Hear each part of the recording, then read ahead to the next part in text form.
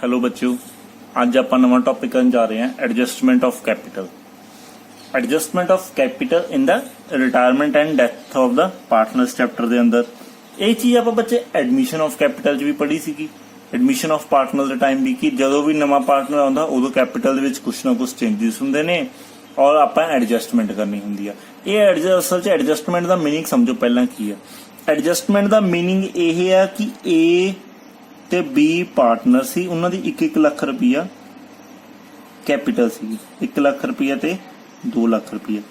ਜੇ ਤਾਂ ਆਪਾਂ ਐਡਮਿਸ਼ਨ ਆਫ ਪਾਰਟਨਰ ਦੀ ਗੱਲ ਕਰ ਰਹੇ ਹਾਂ ਤਾਂ ਸੀ ਪਾਰਟਨਰ ਆਇਆ, ਉਹ ਜੀ 3 ਲੱਖ ਰੁਪਈਆ ਲਿਆਇਆ ਔਰ ਉਸ ਟਾਈਮ ਕੀ ਹੋਇਆ, ਜਿਹੜੀ ਇਹਨਾਂ ਦੀ ਰੇਸ਼ੋ ਸੀਗੀ ਬੱਚੇ 1:2 ਸੀਗੀ ਪਹਿਲਾਂ, ਜਿਹੜੀ 올ਡ ਰੇਸ਼ੋ ਸੀ। ਇਹ ਆਪਾਂ ਐਡਮਿਸ਼ਨ ਆਫ ਪਾਰਟਨਰ ਦੀ ਗੱਲ ਕਰ ਰਹੇ ਹਾਂ, 1:2 ਸੀਗੀ।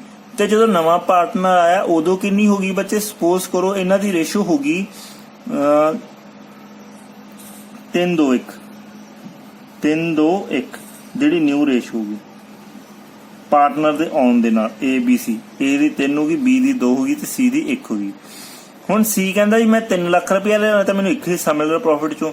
ਬੀ ਜੇ 2 ਲੈ ਰਿਹਾ, ਜਦ ਪ੍ਰੋਫਿਟ ਸ਼ੇਅਰਿੰਗ ਰੇਸ਼ੋ ਦੇ ਹਿਸਾਬ ਨਾਲ ਡਿਵਾਈਡ ਕਰੀਏ, ਜੇ ਏ ਸੀ ਦਾ 3 ਲੱਖ ਰੁਪਇਆ ਵਾ ਤੇ ਬੀ ਦਾ ਕਿੰਨਾ ਹੋ ਜਾਊਗਾ, ਦੁੱਗਣਾ ਹੋਊਗਾ, ਤਾਂ ਉਹ 6 ਲੱਖ ਰੁਪਇਆ ਦਾ ਕੈਪੀਟਲ ਚ ਇਨਵੈਸਟ ਹੋਣਾ ਚਾਹੀਦਾ। ਆਪਾਂ ਅਪਰੋਕਸੀਮੇਟਲੀ ਗੱਲ ਕਰ ਰਹੇ ਹਾਂ ਔਰ ਜਿਸ ਹਿਸਾਬ ਨਾਲ ਗੱਲ ਕਰੀਏ ਤਾਂ ਏ ਦਾ ਕਿੰਨਾ ਹੋਣਾ ਚਾਹੀਦਾ, 9 ਲੱਖ ਰੁਪਇਆ। ਕਲੀਅਰ? ਜੇ ਆਪਾਂ ਮਤਲਬ ਇੱਕ ਤਰੀਕੇ ਨਾਲ ਸੋਚੀਏ ਕਿ ਸੀ 3 ਲੱਖ ਰੁਪਇਆ ਲੈ ਕੇ ਆ ਰਿਹਾ, ਉਹਨਾਂ ਦੀ ਰੇਸ਼ੋ ਇਹ ਹੈ ਔਰ ਇਸ ਹਿਸਾਬ ਨਾਲ ਜਿਹੜੀ 올ਡ ਰੇਸ਼ੋ ਸੀ ਉਹ 1 ਲੱਖ ਤੇ 2 ਲੱਖ ਸੀਗੀ, ਨਵੀਂ ਕਿੰਨੀ ਹੋ ਗਈ 9 ਲੱਖ ਤੇ 6 ਲੱਖ। ਸੋ ਇਸ ਪਾਰਟਨਰ ਨੂੰ ਤੇ ਇਸ ਪਾਰਟਨਰ ਨੂੰ ਇਨਵੈਸਟਮੈਂਟ ਕਰਨੀ ਪੈਣੀ ਹੈ ਨਾ।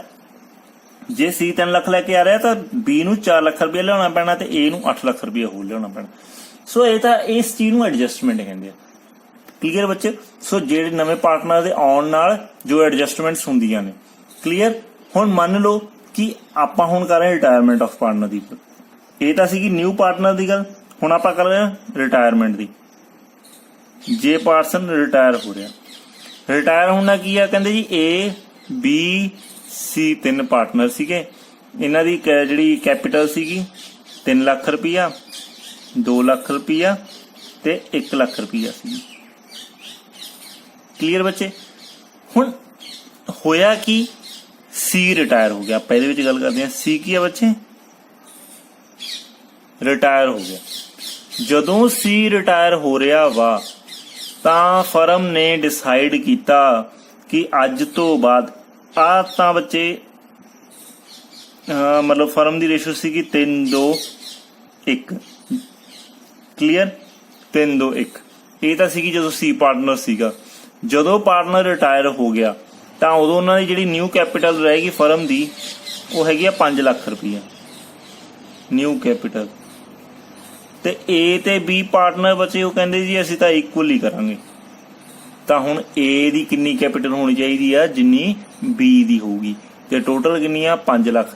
ਤਾਂ ਦੋਨਾਂ ਦੀ ਕਿੰਨੀ ਹੋਣੀ ਚਾਹੀਦੀ ਹੈ ਜੀ 2.5 ਲੱਖ, 2.5 ਲੱਖ ਰੁਪਈਆ। ਕਲੀਅਰ? ਸੋ ਏ ਦੀ ਕਿੰਨੀ ਸੀ 3 ਲੱਖ ਔਰ ਇਹਦੀ ਕਿੰਨੀ ਆ 2.5 ਲੱਖ, ਬੀ ਦੀ ਕਿੰਨੀ ਆ 2 ਲੱਖ ਤੇ ਇੱਥੇ ਹੁਣ ਕਿੰਨੀ ਹੋਊਗੀ 2.5 ਲੱਖ। ਆਹ ਜਿਹੜੇ ਚੇਂਜਸ ਆਉਂਦੇ ਆ ਨਾ ਕਿਸੇ ਪਾਰਟਨਰ ਦੇ ਛੱਡ ਕੇ ਜਾਣ ਨਾਲ ਤੇ ਆਉਣ ਨਾਲ, ਜਿਹੜੀ ਕੈਪੀਟਲ ਦੇ ਵਿੱਚ ਚੇਂਜਸ ਆਉਂਦੇ ਆ ਨਾ, ਉਸ ਚੀਜ਼ ਨੂੰ ਕਹਿੰਦੇ ਆ ਐਡਜਸਟਮੈਂਟ ਆਫ ਕੈਪੀਟਲ। ਹੁਣ ਇਹੀ ਚੀਜ਼ ਆਪਾਂ ਇੱਥੇ ਪੜਾਂਗੇ। ਹੁਣ ਬੱਚੇ 2 ਕੇਸਿਸ ਹੋ ਸਕਦੇ ਆ, ਕਿਹੜੇ ਕਿਹੜੇ? When the total capital of the new firm is not given. ਕਹਿੰਦਾ ਜਾਂ ਤਾਂ ਆਪਾਂ ਨੂੰ ਟੋਟਲ ਫਰਮ ਦੀ ਕੈਪੀਟਲ ਜਿਹੜੀ ਗਿਵਨ ਹੀ ਨਾ ਹੋਵੇ, ਜਿਹੜੀ ਮਤਲਬ ਪਾਰਟਨਰ ਛੱਡ ਕੇ ਜਾਣ ਤੋਂ ਬਾਅਦ ਆਪਾਂ ਨੂੰ ਫਰਮ ਦੀ ਜਿਹੜੀ ਟੋਟਲ ਕੈਪੀਟਲ ਨਾ ਗਿਵਨ ਹੋਵੇ, ਜਾਂ ਫਿਰ ਆਪਾਂ ਨੂੰ ਗਿਵਨ ਹੋਵੇ। ਕਲੀਅਰ ਬੱਚੇ? ਸੋ ਆਪਾਂ ਇੱਥੇ ਫਸਟ ਕੇਸ ਡਿਸਕਸ ਕਰਾਂਗੇ, ਕੇਸ 1 ਕਿਹੜਾ? When total capital of firm is given. ਜਦੋਂ ਆਪਾਂ ਨੂੰ ਗਿਵਨ ਹੋਵੇ, ਗਿਵਨ ਦੀ ਆਪਾਂ ਆਹ ਐਗਜ਼ਾਮਪਲ ਕੰਟੀਨਿਊ ਕਰਦੇ ਹਾਂ। ਸਪੋਜ਼ ਕਰੋ ਏ ਬੀ ਸੀ 3 ਪਾਰਟਨਰ ਸੀਗੇ ਜੀ, 3 ਲੱਖ ਰੁਪਈਆ, 2 ਲੱਖ ਰੁਪਈਆ ਤੇ 1 ਲੱਖ ਰੁਪਈਆ ਆਪਾਂ ਆਲਰੇਡੀ ਕਰ ਚੁੱਕੇ ਆ। ਸੀ ਹੋ ਗਿਆ ਜੀ ਰਿਟਾਇਰ। ਰਿਟਾਇਰ ਹੋਣ ਤੇ ਟਾਈਮ ਇਹਨਾਂ ਦੀ ਜਿਹੜੀ ਕੈਪੀਟਲ ਸ਼ੇਅਰਿੰਗ ਰੇਸ਼ੋ ਸੀ 3:2:1 ਸੀਗੀ ਰੇਸ਼ੋ ਇਹਨਾਂ ਦੀ ਪ੍ਰੋਫਿਟ ਸ਼ੇਅਰਿੰਗ ਰੇਸ਼ੋ। ਠੀਕ ਹੈ ਜੀ। ਹੁਣ ਹੋਇਆ ਕਿ ਸੀ ਰਿਟਾਇਰ ਹੋ ਗਿਆ ਤੇ ਨਿਊ ਫਰਮ ਬਣ ਗਈ, ਨਿਊ ਫਰਮ ਤੇ ਆਪਣਾ ਕੇਸ ਕੀ ਆ, when total capital of a firm is given, जे न्यू कैपिटल ਆਪਾਂ ਨੂੰ गिवन आ 5 ਲੱਖ ਰੁਪਇਆ फर्म ਦੀ ਤੇ ਨਿਊ ਰੇਸ਼ੋ ਵੀ गिवन ਆ, प्रॉफिट शेयरिंग रेशो किन्नी, रेशो किन्नी ਆਪਾਂ ਨੂੰ 1:1 की दी A and B the, clear, क्योंकि सीता रिटायर हो गया। सो 1:1 है ਤਾਂ ਆਪਾਂ ਇੱਥੋਂ ਈਜ਼ੀਲੀ ਕੈਲਕੂਲੇਟ ਕਰ ਸਕਦੇ ਹਾਂ ਕਿ A ਦੀ ਕਿੰਨੀ ਕੈਪੀਟਲ ਹੋਊਗੀ, B ਦੀ ਕਿੰਨੀ। ਕਿਵੇਂ ਆਪਾਂ A ਦੀ ਕੈਪੀਟਲ ਦੇਖਣੀ ਹੋਵੇ ਤਾਂ ਆਪਾਂ ਦੇਖਾਂਗੇ 5 ਲੱਖ ਗੁਣਾ 1/2, 1/2 ਇੱਕ ਹਿੱਸਾ ਨਾ। ਸੋ B ਦੀ ਕੈਪੀਟਲ ਦੇਖਣੀ ਹੋਵੇ 5 ਲੱਖ ਗੁਣਾ 1/2। ਸੋ ਇਹਦੀ ਕਿੰਨੀ ਹੋਗੀ, 2.5 ਲੱਖ ਹੋਗੀ, ਔਰ ਇਹਦੀ ਕਿੰਨੀ ਹੋਗੀ 2.5 ਲੱਖ ਰੁਪਏ। ਇਹ ਕੀ ਹੋਗੀ ਬੱਚੇ, ਇਹ ਹੋਗੀ ਨਿਊ ਕੈਪੀਟਲ। ਕੀ ਹੋਗੀ ਇਹ, ਨਿਊ ਕੈਪੀਟਲ। ਹੁਣ 올ਡ ਕੈਪੀਟਲ ਕਿੰਨੀ ਸੀ ਇਹ ਵੀ ਤੀ 3 ਲੱਖ ਤੇ 2 ਲੱਖ। ਬਸ ਹੁਣ ਆਪਾਂ ਕਰਨੀ ਹੈ ਐਡਜਸਟਮੈਂਟ। ਐਡਜਸਟਮੈਂਟ ਕਿਵੇਂ ਹੋਊਗੀ, ਬਸ ਉਸੇ ਚੀਜ਼ ਨੂੰ ਆਪਾਂ ਸਮਝਣਾ। ਇੱਥੇ ਐਡਜਸਟਮੈਂਟ ਹੋਊਗੀ ਕਿ A ਦੀ 올ਡ ਕੈਪੀਟਲ ਆਪਾਂ A ਦਾ ਕਰਦੇ ਹਾਂ। 올ਡ ਕੈਪੀਟਲ ਕਿੰਨੀ ਹੈ 3 ਲੱਖ ਰੁਪਏ ਬਿਜ਼ਨਸ ਦੇ ਅੰਦਰ, क्लियर। और न्यू कैपिटल कितनी है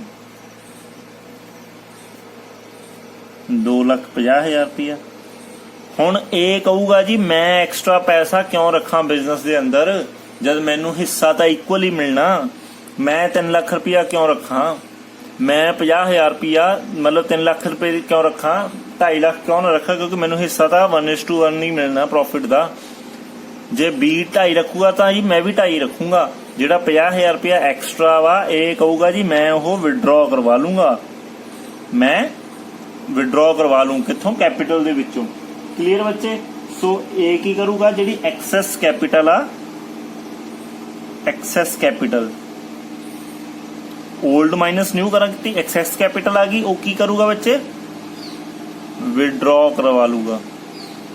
क्लीयर, वो की करूगा विड्रॉ करवा लूंगा। ਹੁਣ ਇਦਾਂ ਹੀ ਆਪਾਂ B ਦਾ ਚੈੱਕ ਕਰਾਂਗੇ।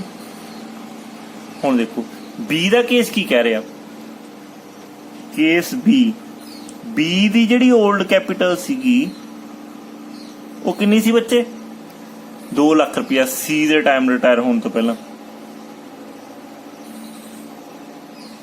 ਨਿਊ ਕੈਪੀਟਲ ਕਿੰਨੀ ਹੋਗੀ 2,50,000 ਰੁਪਇਆ।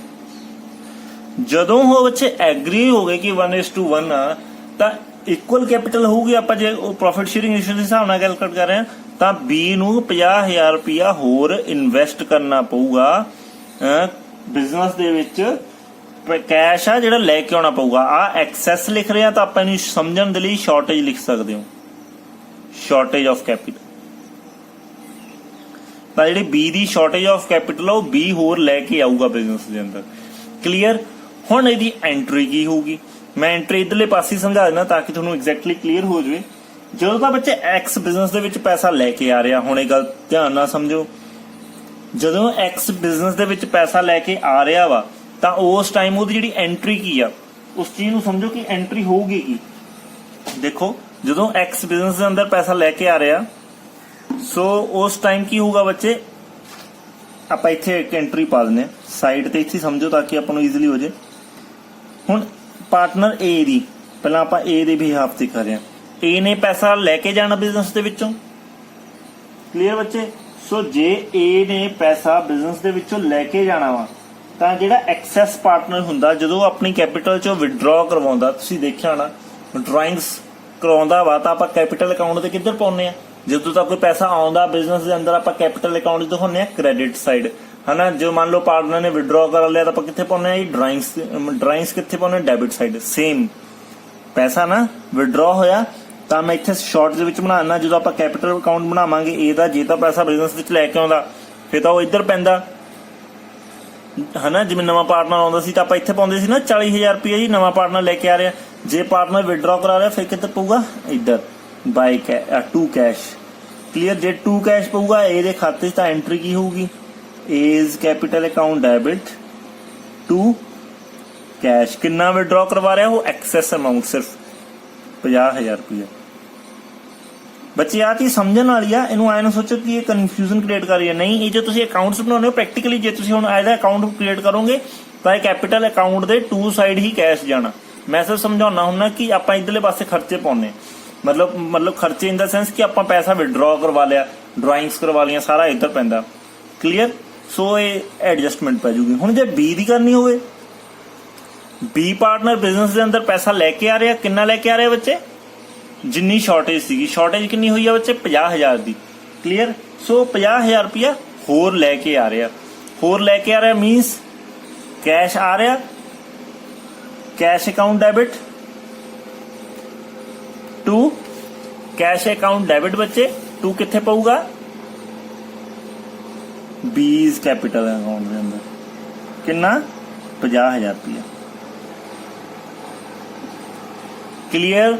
आई होप कि थोनू ये चीज समझ लग गई होगी कि पहला तो आपां जे तो आपां नूं गिवन आ तो आपां जिहड़ी कैपिटल गिवन आ उहदे हिसाब नाल अपनी न्यू प्रॉफिट शेयरिंग दे हिसाब नाल आपां कल्ले कल्ले पर्सन दी कैपिटल कैलकुलेट कर लांगे, फिर उहनूं देखांगे एक्सेस आ या शॉर्टेज आ, फिर आपां उदां ही एंट्री पा दांगे।